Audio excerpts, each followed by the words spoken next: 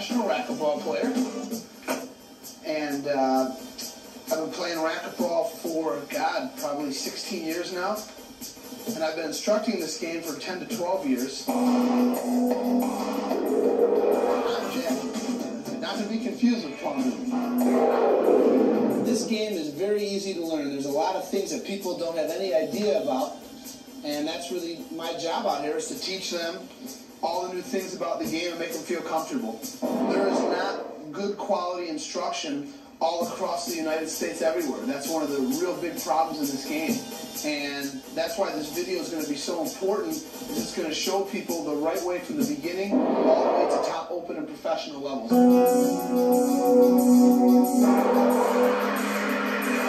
began this game at some point also, like every player. And I can give you the ideas that led me from the beginning to the end. So I can help any player from a beginning level all the way through a professional level, because I've seen all those levels. Piece of cake. So we're here to officially introduce us. We have Andy Roberts over here. Andy's from Memphis, Tennessee. My name is Jack Newman, and I'm from Chicago. We're the best players of the game today. We've been through every step of the racquetball game. We've been from beginning to end. And we're going to give you the best strategy available, because we are the top players that you cannot get anywhere else.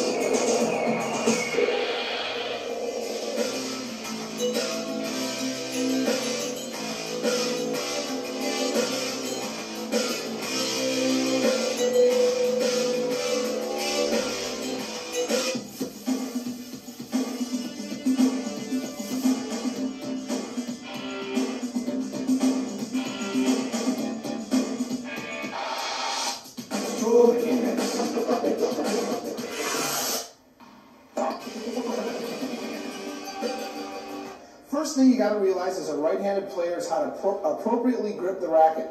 These three fingers are the main fingers that grip the racket.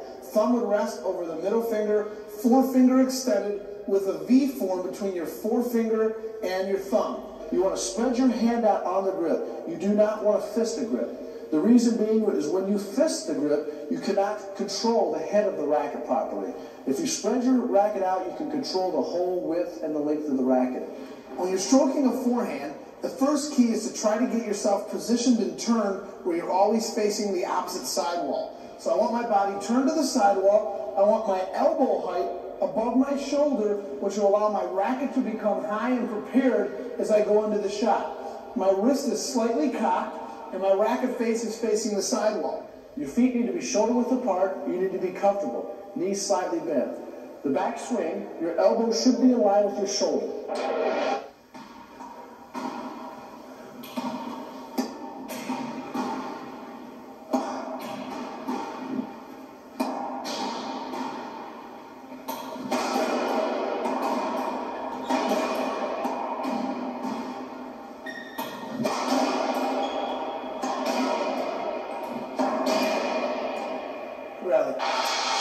As I go to hit the ball, I take a step towards the front wall. It's very important that I step maybe on a slight 45 at the most, but I take my step towards the front wall. My front arm, my left arm leads the swing. My elbow and knee come in at the same time. I then extend to contact the ball. Balance will create power and consistency. If your feet are never under you, you're never on balance. Therefore, you will not hit the ball with power or consistency.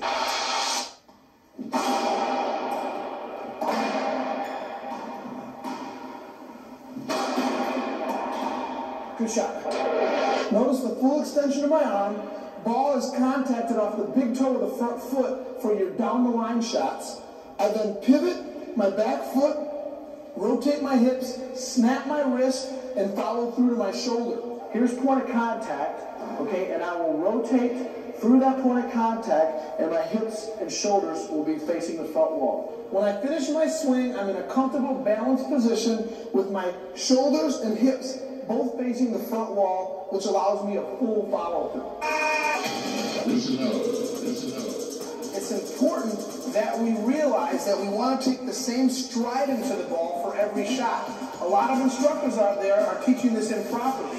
They're telling you on your pitch shot to actually angle yourself to the corner. Well, if you do this, you lose your hip rotation into your shot.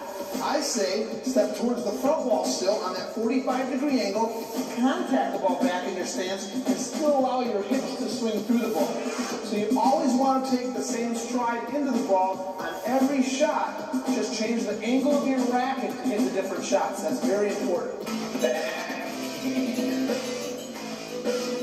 Now let's talk about the backhand stroke. If I were to use the same exact swing on my backhand and move my racket to my backhand position to hit the ball, the face of my racket is slightly tilted upwards. To compensate for that, I will take a turn of my racket 1/8 of a turn to the right. I will turn my racket to the right, which will move my grip over to the left. So now I have the V forming over the corner of the racket. Still in the same handshake position, but now my center of the racket is here instead of on the forehand where it was here. I go into my backswing, and I have my racket up, and I like to use my other arm as a guide to help bring that racket up. I do not put it behind my head.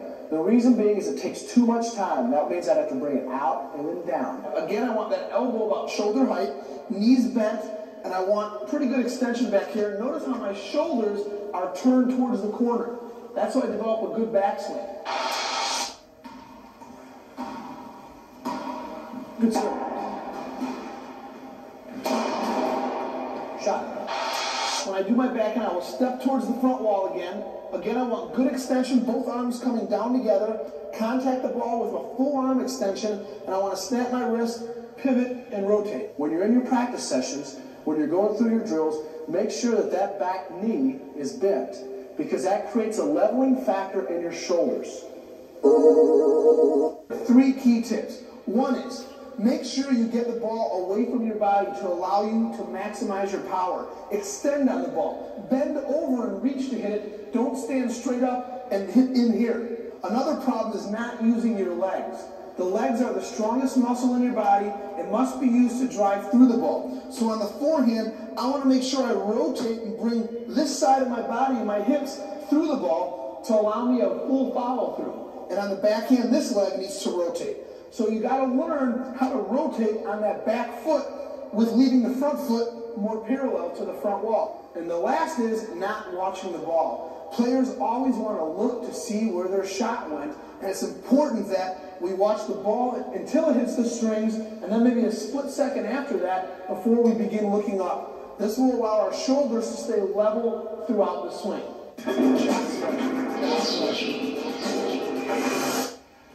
One of the keys to shot selection is going to be understanding the many different shots there are in a racquetball game.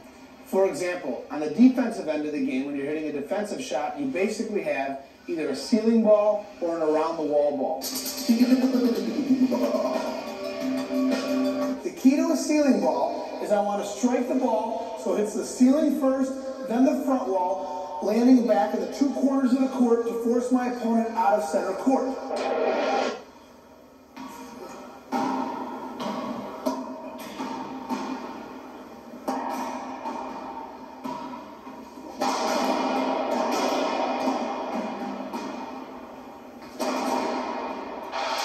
The key to hitting good ceiling balls are 2 things. One is you want to use a stiff wrist, which is unlike any other shot in the game where you want to snap your wrist. You want to use a stiff wrist and use your shoulders and hips to propel the ball to the front wall. Stiff wrist, and I hit the ball further back in my stance. On the forehand, it's the same thing. Stiff wrist, let me get it going here. Stiff wrist, further back in my stance. There's another defensive weapon you can use in this game called an around-the-world ball. What that ball does is it'll strike this side wall, hit this front wall, another side wall, bounce, and land in the back corners of the court. Another very good defensive weapon to force your opponent out of the front court. Offensively, there's a lot of different shots. You got a cross-court pass, you have a pinch shot or a splat shot, and you have your down-the-line pass, and you also have an angle pass. All those shots are shots I can use offensively to either end the rally or force my opponent to the deep ends of the court. The key to the down-the-line pass is the ball needs to travel the length of the court without touching the sidewall. Okay, backhand down the line. Hits the front wall, travels the length of the court, bounces twice before the back wall. Perfect. backhand down the line. Notice how the ball never strikes the sidewall and travels the length of the court. Now we'll talk about the cross-court pass. The idea behind a cross-court pass is my ball travels like the shape of the letter V, going from one corner to the other corner of the court.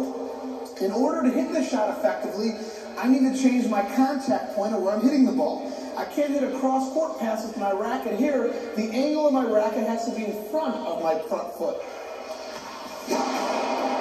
Perfect. Backhand, cross-court. If I hit a forehand angle pass, my goal is going to be to strike the front wall, and I want to catch the sidewall with the ball right around the 5-foot line so that ball angles across the court. So let me hit one for you. That was perfect. As you can see, when the angle pass is hit effectively, if I have my opponent up here in the court and hit that shot, the ball hits the sidewall away from their body, and by the time they realize it, they have to spin and turn themselves and hit the ball into the back wall if they can even get it. Now let's talk about the pinch and splat shot. And I think people have a problem discovering the difference between the two shots. The object of both the pinch and splat is to hit the sidewall first, then the front wall, making the ball die in the front of the court. Ideally, these shots should be used when you are in front of your opponent, and they are behind you because they can't get the ball if they're behind you. The difference between a pinch and splat shot is going to be, on my splat shot, I'm going to try to drive the ball into the sidewall within 5 feet of where I'm standing. This will cause the ball to compress. When it hits the front wall, it'll explode and shoot pretty much straight across the front wall. A pinch shot is going to be hit within 5 feet of the front wall. So that ball is going to contact the sidewall much farther up in the court. More up here, and that angle is going to come more across the front of the court as opposed to the splat shot. A splat shot can only be hit when I am close to the sidewall. A pinch shot can be hit from anywhere on the court. In front of your opponent, you always want to pinch the ball. And when you're behind your opponent, you always want to pass the ball so you can now move in front of your opponent. That's very important. You don't have to always hit the ball low to win racquetball rallies. And I think that's a real weakness in the beginning player or amateur player game, is they watch pros play and they think, I have to hit the ball so low to win. And that's not the case. This game boils down to angles. If you hit the ball to the appropriate angle, keep the ball to the back corners of the court, you will be successful. I would say by taking part in the shot selection process and understanding the strategy behind shot selection, you could add 3 to 5 points to your game just by hitting the ball in the right spot of the court. Not any lower, not any higher, not improving your skill level of height of the ball, just improving your angles and getting the ball to the right spot of the court at the right time. We are going to give you some basic areas where the height of the ball will be in accordance to your body as to what shot you should be going for. Let's talk about the zones. Hitting zone 1 is going to be any ball above your shoulder. So what should I do as the amateur player when a ball is above my shoulder? That zone is going to be primarily used to hit your defensive shots, which were your ceiling ball and your around the wall ball.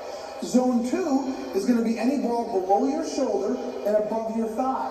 This is the most common area in racquetball for us to strike the ball. In fact, percentages tell us 70% of the time in a racquetball rally, that ball will be in zone number 2. This zone is primarily reserved for passing shots. Your down the line, your cross court, or your angle pass. You do not have to kill the ball to win racquetball matches. You can hit good angles, actually aim higher on the front wall, eliminate your skips, and if you hit appropriate angles, good down the line, good cross courts, and good angle passes, you will be able to beat opponents in this zone 2 area. Do not try to kill the ball from zone 2. That is where we make most of our mistakes, because we're swinging down on a ball from zone 2, and that makes us skip the ball. Keep the zone 2 shots with a level stroke and angle the ball to the front wall. Zone 3 is pretty obvious. That's going to be any ball above your ankle and below your thigh. I call this the low zone because this is where you're going to be bent down the best, get your most leverage, and have your most power from this zone, and you should be trying to kill the ball mostly from this zone. This is where you'll try to end the rally. All your pinch shots will be hit from this zone, and you can still even go for a pass shot sometimes from zone 3. But zone 3 is where you're going to end the rally.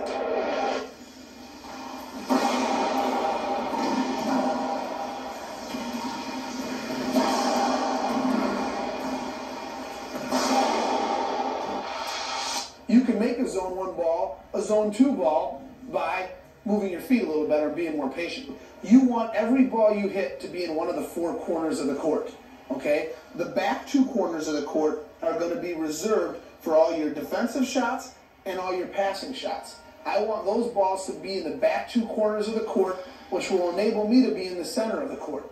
The front 2 corners of the court are going to be reserved for ending the rallies with kill shots and with pinch shots. I think it's very important that everybody in this game has to develop a favorite shot. They're going to use it all times. And that'll be the one time when you will break all the rules we've discussed on this videotape. I said pinch when you're in front and pass when you're behind. Perfect example with my game is I like to pitch the ball from the back court a lot. My favorite shot is a backhand pinch. So I will break the rules I told you because I can execute this favorite shot at a high percentage. And this game's all about playing the percentages. So I will take my favorite shot, even though it's a low percentage for most people, it'll become a high percentage for me. And as a C player or a D player or beginning player in this game, you also will have a favorite shot that might be hit from a different zone than we talked about, and that's okay to do that as long as make sure your favorite shot is your best shot and you can execute it very well. Court positioning. So, let's get into court positioning and understanding it. First of all, we have a racquetball court that is 40 foot long by 20 foot wide. And realizing that if I play someone and they can get a ball to bounce 2 times in front of the front foot fault line, which is your front 15-foot part of the court, that I will not be able to get many of those balls. Now, we got to realize that we're going to shade that area of the court. We're going to give that part of the court up. So 15 foot of the court, we no longer have to worry about it. We now have a new racquetball court that America's Most Wanted has designed for you that is 25 feet long by 20 foot wide. Smaller court to cover. So where, as a racquetball athlete, can I position myself properly to defend this 25 foot by 20 court? Answer would be in the middle. If I put myself in the middle of this court, I am equidistant from all points on this court, so no matter what my opponent hits, as long as it doesn't bounce twice in that shaded area, I have a play on the ball. And I'm putting myself in the best spot for left-up shots. And let's talk about that, left-up shots. That is really what racquetball boils down to. It is a battle of left-up shots. Breaking it down to percentages, 15% of the time the ball is struck, it skips, unfortunately. 15% of the time you hit a perfect rollout. So by my magical math here, 70% of the time the ball is left up. So we have to put ourselves in the ideal spot to defend the left up shot. Well, on this new racquetball court, I said you want to be in the middle of this 25 foot by 20 court, which we'll diagram for you. Okay? Now, you have your 5 foot line on the court, and that part of the court is 25 foot back from the front wall. You need to place yourself 2.5 feet behind that line, which is the 27.5 foot part of the racquetball court. That area is the new middle of this 25 foot by 20 racquetball court. That is the middle. 2.5 feet behind the 5 foot line. So by being in that center position, I'm equidistant from all points to get a ball. I'm equidistant from all points. So everybody follow me so far. So I'm basically saying to my opponent that I'm going to place myself in a deep position on the court to win those 70% of the rallies. Okay, the left up balls. I'm going to give up the 15 balls that bounce twice in that 15 foot. When I say give up again, I mean, you're going to try to get them, but you're going to concede that that ball's a pretty dang good shot. They hit the ball that bounces twice there. They've earned the point. This is the part of the part of our camp and the part of this videotape that will most improve your game getting back deep in the court. Two reasons why this works. One is people you're playing, as much as you might think they do not kill the ball well. They leave the ball up 70% of the time. And by being deep in the court, I am going to better position myself to effectively kill a ball that is left up.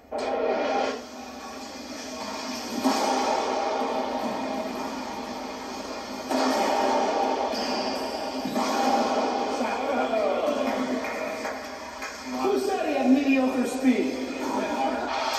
This positioning is going to be adjustable depending on the level of player that you are and depending on who you're playing. Now, where should I stand and how does my body need to be angled to watch the ball? And that's another big key at the amateur level. We're not watching the racquetball. When I hit a drive serve, if I hit a drive serve, I want to move out of the box as quickly as possible. So I'll hit my serve, and I will relocate as quickly as possible and get myself on this 45-degree angle, watching my opponent get ready to hit the ball. Now, on a drive serve, because of the speed of the ball, I probably won't be able to get much farther than this 5-foot line. I'd love to get to our 27.5-foot mark, which we talked about in court positioning, but because of the speed of the ball and my opponent returning it, I probably won't be able to get deep enough. You need to have yourself on a 45-degree angle, always watching what your opponent's doing. So if I am standing in the center of the racquetball court in this 27.5-foot spot, I am looking back into the corner of the court, angled, watching my opponent hit the ball. I'm not looking forward and having my head turned like this, watching the ball, because I'm off balance. I'm angled on a 45-degree, always watching. Now let's talk about the key to this. I'm going to drop the big bomb on you. This is it. You need to put yourself, percentage-wise, in the best place of the court the most part of the time to get yourself to be effective on the left-up balls. We already told you that 70% of the balls are left up. Now let's break it down to even bigger and better percentages. If I am playing someone and I am in the center of the court and they are striking the ball from the corner of the court, okay, they're striking the ball from the corner, the percentages break down like this. They have, basically in the offensive end, they're going to have 4 or 5 shots they can attempt. They have a down-the-line shot, a cross-court shot, a pinch shot, an angle pass, or a splat. Realizing where these shots will wind up after they're hit is very important. If I hit the ball down the line and my opponent is hitting from the left side of the court, the down the line ball, if it hit perfectly, will wind up on the left side of the court. Every other shot that's hit in racquetball, a cross-court shot, an angle pass, a pinch shot, the ball starts off on the left but winds up on the right side of the court. 85% of the time, the ball is struck from one side of the court. The shot winds up completely on the opposite side of the court. Most people don't understand how strong 85%. 85% of the time, whether I want it to or not, that ball is going to end up on the opposite side of the court that the player who's striking the ball hit it. Most people, don't understand how really strong that is. The only shot that winds up going down that same side, like I said before, is the down the line. I totally black out the perfect down the line. If he hits it, it's a winner. What would be the ideal spot for me to be to defend, number one, 70% of the balls that are left up, and number two, 85% of the balls that are going to wind up on the opposite side of the court, for sure.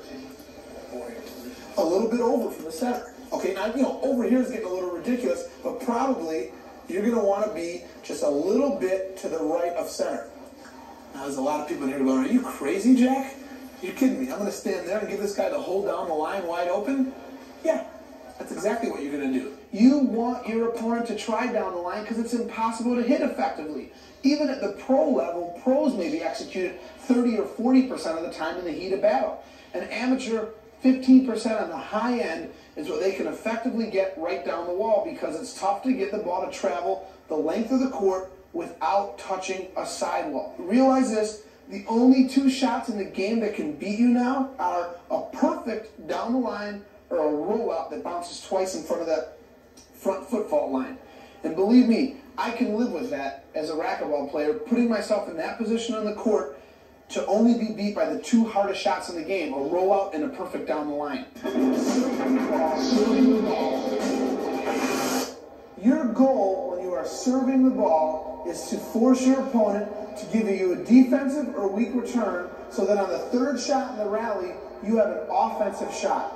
So I become an effective server with the third shot in the rally being offensive.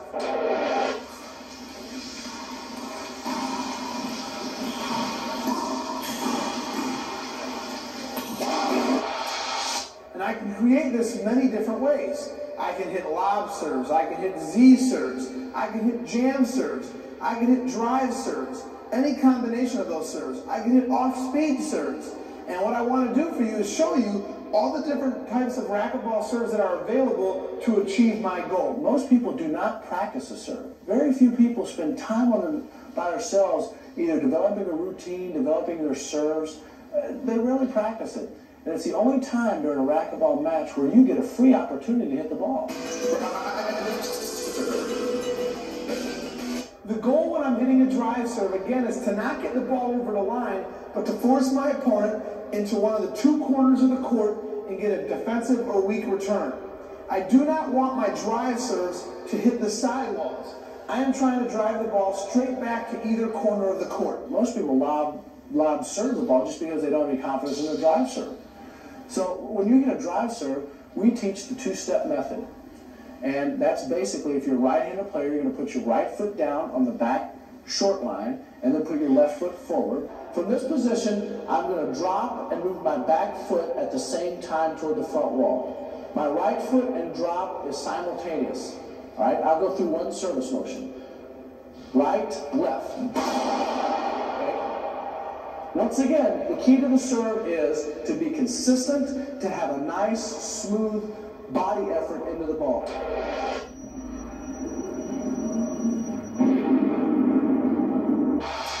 And we find that most people have a very poor ball drop, that their service motion may be correct, their strategy and idea and thought process is right on, but they don't have a chance to execute that serve because they don't drop the ball properly.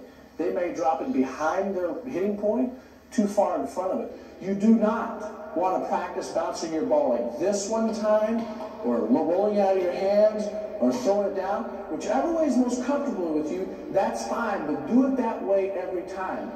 For example, most of you make the mistake, in the two-step motion, you'll move this foot properly, you'll get to this point, and everything is okay, it's 100% correct, but your ball drop is so poor that it may end up back here when you need it out here in order to execute a good serve.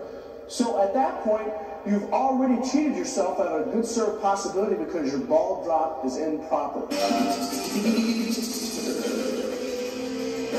The goal of your Z serve is to strike the front wall first, then the side wall, the ball, of course, bouncing on the floor past the red line and striking the other side wall.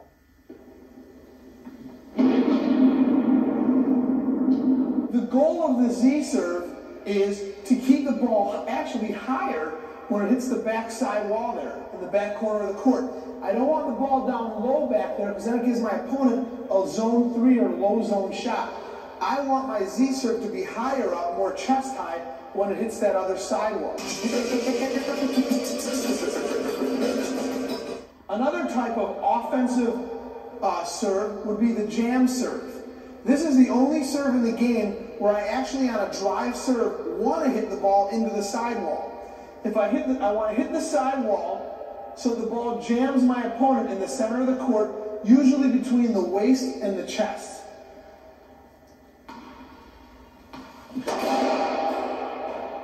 So the goal of that serve is I want to drive the ball into the sidewall so it comes back to the middle, jamming your opponent. But again, you want to keep that ball in zone 2, not down low where they can step into it. There are probably 3 primary positions in that service box where I'm going to stand to serve against my opponent. This is spot number 1, where most right-handers stand to serve to other right-handers, or you have the best screen opportunity to a left-hander.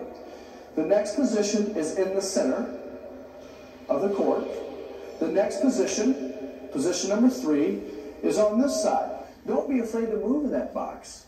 I mean, be creative in that box, because if I can disguise when I'm going to hit you, you're going to have a lot more trouble returning my serve than if I'm standing in the same spot serving the same serves all the time. You want to create deception by using the same service motion. So if I'm stepping into the ball to hit a drive serve, I'm using the same step and angle my racket to hit a drive serve there, drive serve back this way. I can hit a Z serve by angling my racket farther. I can hit a jam serve by angling my racket. But I use the same step into the ball like my forehand stroke to hit all these serves. Usually in a 5-foot by 5-foot box in the corner of the court is where you want to force your opponent to have to return the serve from. The only serve that you will not hit in that area is the jam serve, which jams into the middle of the court and forces your opponent an off-balance shot right at their belly button or chest. All the other serves, when you hit a drive serve, when you hit a lob serve, when you hit a Z serve, you want to force your opponent to return these serves from the deep parts of the court. The key to a lob is the lob serve is hit with a stiff wrist, very similar to your ceiling shot. It is a controlled shot. The ball is generally contacted at chest level. You angle your racket to where you want to hit the ball. There's no deception here. I can tell my opponent right where it's going. I'm looking more for accuracy than I am for pace. Let me demonstrate a lob serve for you. I get my feet shoulder width apart, very comfortable, and contact the ball chest high, hitting high on the front wall, allowing the ball to drop right back into the back corner of the court. So really my service strategy, if I'm a good server, could be endless. And I'll tell you, the best players in the world, or the guys who win a lot of tournaments, are the best servers. I'd rather hit a short serve in this game. A short serve is more effective than hitting a serve that comes off the back wall and gives my opponent an offensive return of serve. And unfortunately, because of the lack of teaching knowledge out there at the amateur level, players their thought process on the serve is get the ball over the line. I have to get the ball over this red line or my serve's no good. That's not true. A short serve is going to be much better off because you do have a second chance than a ball that comes off the back wall. Return serve. Here is the key to return a serve. Number one, we have to have a goal to everything we're doing in this game. And our goal on the return of serve is to get our opponent out of center court. Jack's being just as aggressive on the return of serve as I'm being serving it. His whole idea is to get me out of the service box, move me back into the court, and devalue my serve. If he takes that opportunity, that free shot opportunity away, then he's at that point winning the rally.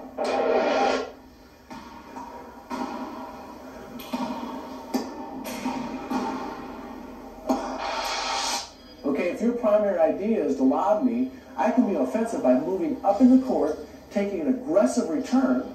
Okay, he's hitting a lob serve, I'm going to attack it. Instead of going to the ceiling like he wants me to or expects me to, I now become offensive by shooting a nice deep pass into that 5-by-5 corner in the back part of the court.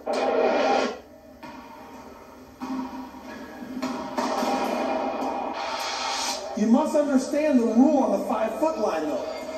Andy, returning serve, cannot get inside this zone that I'm standing in until the ball either bounces or he can hit it on a fly behind this line with his follow-through finishing in. That is okay. But no part of his body can be inside the zone or it's an automatic point for me.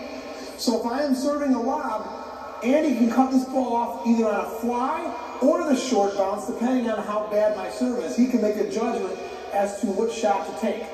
If he cuts the ball off on a short hop, it's very important that he gets his body turned to the sidewall, facing the sidewall as quickly as possible to get himself in the proper hitting position to take this ball in the short bounce.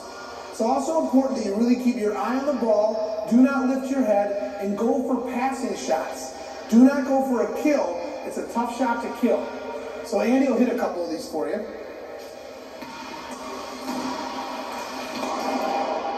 Excellent.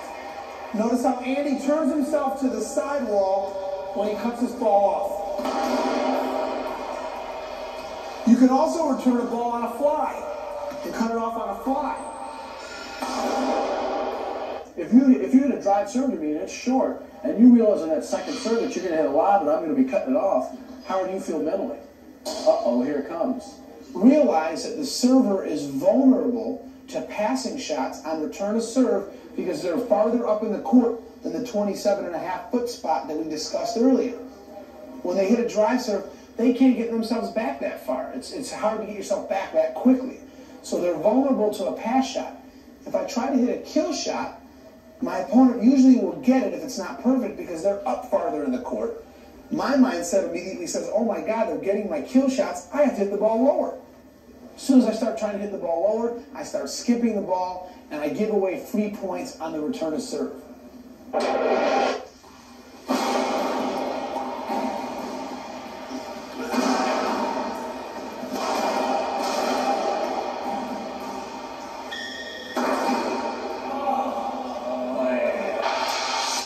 Well, now that you are completely educated and entertained by our video, it's time for a true hands-on experience. Why don't you come visit us at one of our America's Most Wanted Racquetball camps coming to your area soon.